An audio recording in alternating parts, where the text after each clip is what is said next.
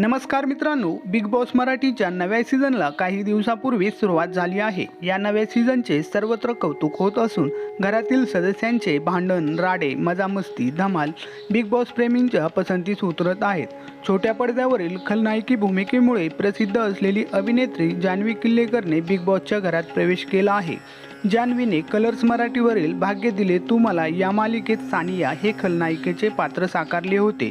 जान्हवीने श्री स्वामी समर्थ या मालिकेत देखील काम केले होते।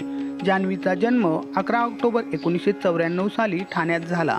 जान्हवी विवाहित असून तिचे माहेरचे नाव भावना गायकवाड असे आहे। जान्हवीच्या पतीचे नाव किरण किल्लेकर असे आहे।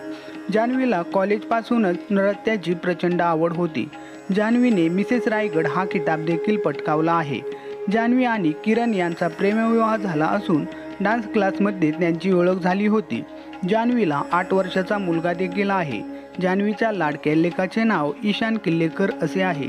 जान्हवीच्या जीवनात खूप संघर्ष आहे। तर मित्रांनो, हा व्हिडिओ तुम्हाला कसा वाटला हे कमेंट करून नक्की सांगा आणि अशाच व्हिडिओसाठी आपल्या चॅनलला सबस्क्राईब करा।